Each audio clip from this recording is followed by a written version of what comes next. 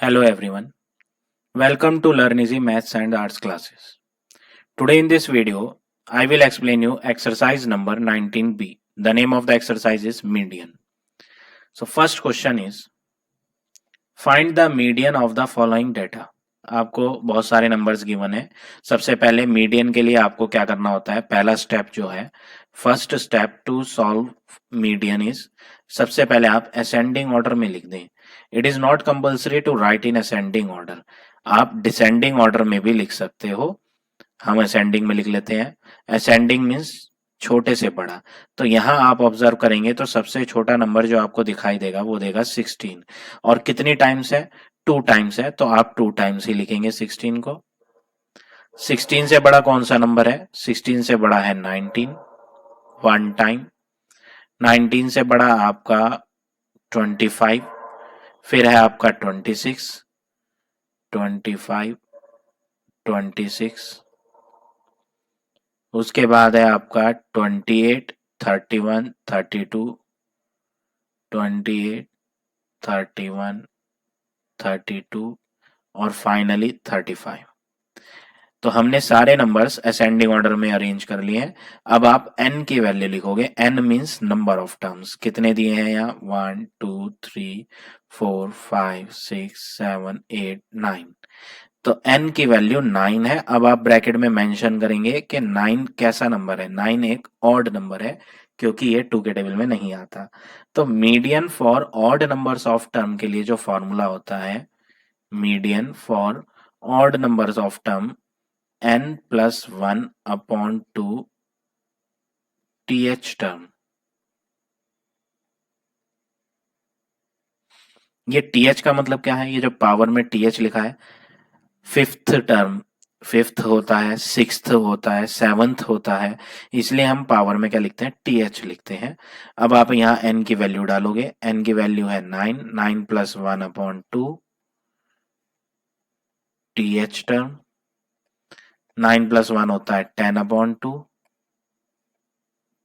th term. 2 और 10 divide करेंगे. 2 5 जा 10. तो फाइनली यहां मिल जाएगा फिफ्थ टर्म. तो मीडियन का आंसर हमने यहां फाइंड कर लिया. मीडियन जो है वो पांचवा नंबर है. तो पांचवा नंबर आपको कहां देखना है. असेंडिंग ऑर्डर में पांचवा देखना है. पहला दूसरा तीसरा चौथा पांचवा. फिफ्थ नंबर है आपका 26. यानी मीडियन का जो फाइनल आंसर आएगा फर्स्ट पार्ट का वो आपका आएगा 26. So like this you have to do part number first. अब देखेंगे पार्ट नंबर थर्ड.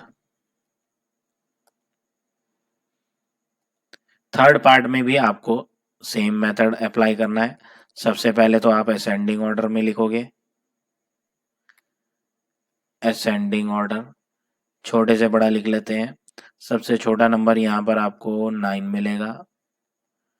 9 के बाद है आपका 14. 14 के बाद है 17. 17 के बाद है 21. फिर है आपका 25.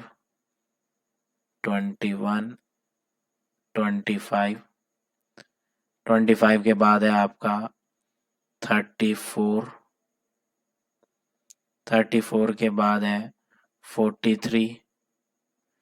43 के बाद है 50. और 50 जो है आपका वो 2 टाइम्स है तो 2 टाइम्स ही लिखना है. 50, 50. और आपका यहाँ लास्ट में जो रह जाता है वो है 63. अब आप n की वैल्यू लिखोगे. नंबर ऑफ टर्म्स कितने हैं 1 2 3 4 5 6 7 8 9 10. तो n की वैल्यू 10 है. 10 कैसा नंबर है इवन. तो जो मैंने आपको फर्स्ट पार्ट बताया था उसमें तो ऑड था. और ऑड के लिए जो मीडियन का फॉर्मूला था वो क्या था. Median is equal to n plus 1 upon 2 th term. ये आपने फॉर्मूला किसके लिए पढ़ा था. फर्स्ट पार्ट में ऑड नंबर ऑफ टर्म्स के लिए पढ़ा था. लेकिन अब तो आपके ऑड नंबर ऑफ टर्म्स नहीं है. अब तो आपके इवन टर्म्स है. तो इवन के लिए डिफरेंट फॉर्मूला है. वो क्या है half large bracket n upon 2 th term plus n upon 2 plus 1 th term. ये फॉर्मूला आपको यहाँ मीडियन का इवन नंबर ऑफ टर्म्स के लिए यूज करना है। हाफ n की वैल्यू डालेंगे 10, तो 10 अपॉन 2 th टर्म, n की value 10, 10 upon 2 plus 1 th term. ये कटेगा तो 5 आएगा, ये भी कटेगा तो 5 आएगा, तो half large bracket fifth term plus 5 plus 1 जब आप करेंगे ब्रैकेट में यहाँ 5 प्लस 1, तो ये हो जाएगा सिक्स्थ टर्म। तो फिफ्थ और सिक्स्थ टर्म को हम जोड़ लेते हैं, हाफ एज इट इज रहेगा। फिफ्थ टर्म अगर आप देखें असेंडिंग ऑर्डर में 1 2 3 4 फिफ्थ, ये है आपका फिफ्थ टर्म 25। तो 25 प्लस सिक्स्थ टर्म है 34, इनका सम फाइंड करेंगे तो हाफ ब्रैकेट का मतलब मल्टीप्लाई 5 प्लस 4 9, 3 प्लस 2 5, 59 अपॉन 2 आ गया। 59 अपॉन 2 का मतलब होता है आप इसे डेसिमल में कन्वर्ट कर लें, तो डेसिमल में कन्वर्ट करोगे तो ये हो जाएगा 2 2 जा 4, 2 9 जा 18.5, 29.5 आपका फाइनल आंसर हो जाएगा पार्ट नंबर थर्ड का। Now come to next question, question number second. Second question आपका क्या है, the following data have been arranged in the ascending order. तो ये जो डेटा आपको दिया है ये ऑलरेडी असेंडिंग ऑर्डर में है, आपको करने की जरूरत नहीं है, ये ऑलरेडी ही असेंडिंग ऑर्डर में लिखे हुए हैं सारे के सारे, ऐसा क्वेश्चन कह रहा है। तो हम भी यहाँ लिख लेते हैं क्या क्या नंबर गिवन है, ये सारे आपके असेंडिंग ऑर्डर में है।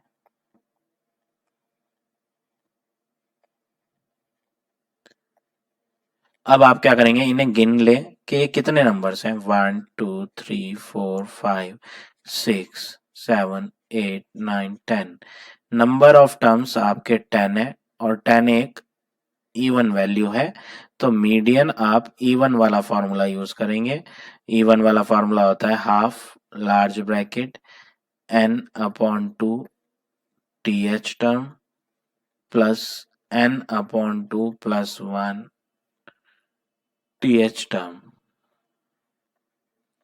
ये फॉर्मूला हो गया। अब आप इसमें वैल्यू डालेंगे, हाफ n की value 10 upon 2 th term, n की value 10 upon 2 plus 1 th term.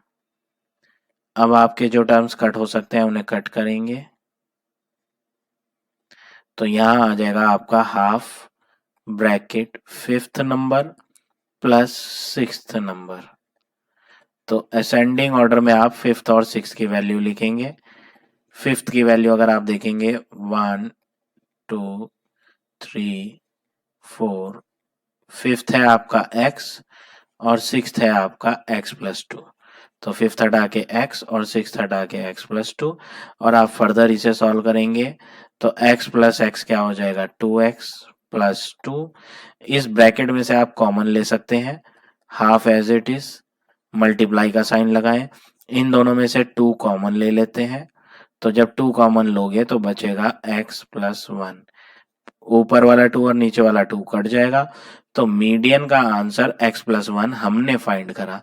लेकिन क्वेश्चन में लिखा है कि मीडियन जो है वो आपका 63 है, तो वो क्वेश्चन वाला मीडियन हम लेफ्ट हैंड पे यूज कर लेते हैं, हर स्टेप में लिख लेंगे।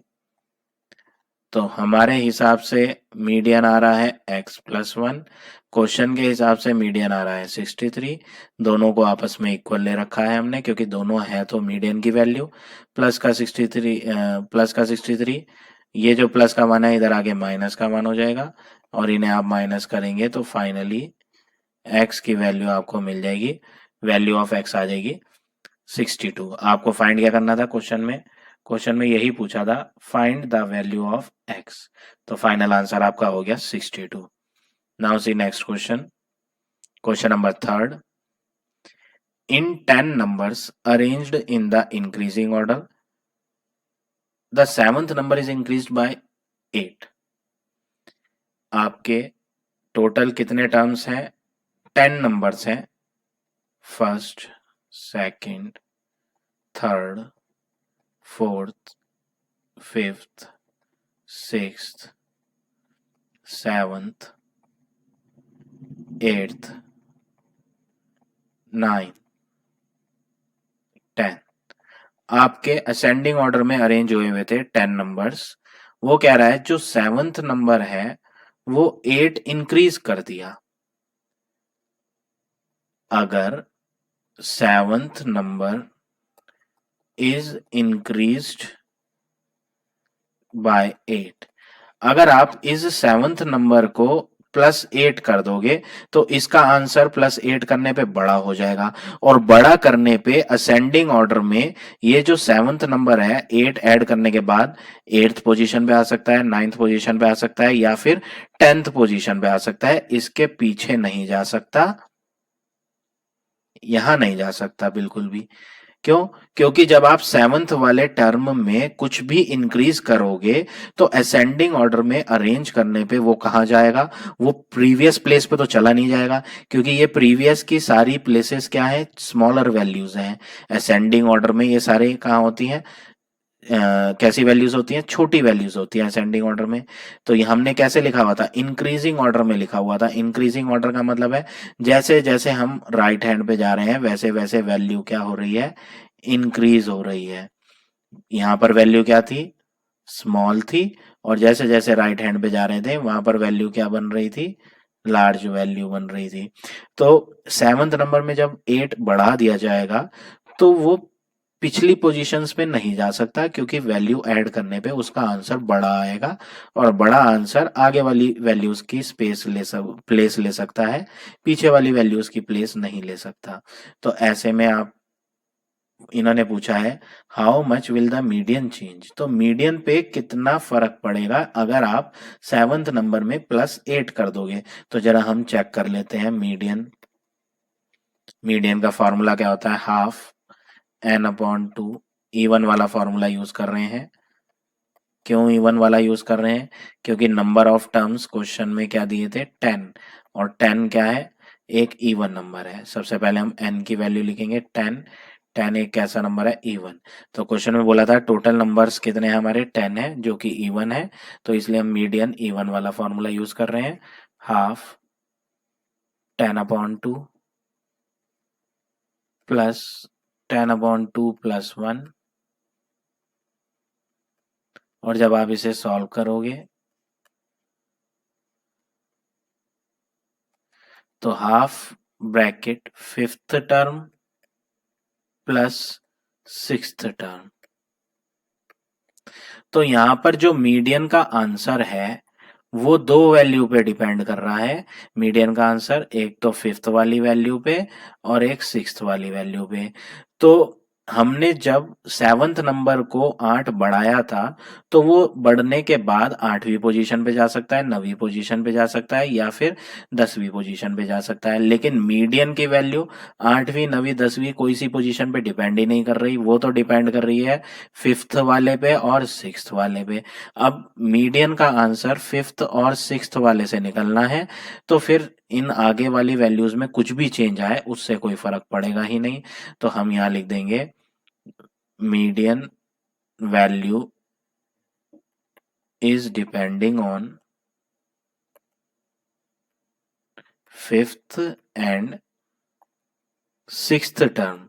हमने अभी अभी कैलकुलेट करके देखा है मीडियन की जो वैल्यू है वो डिपेंड कर रही है 5वें नंबर पे और 6ठे नंबर पे, इसलिए so median will remain same.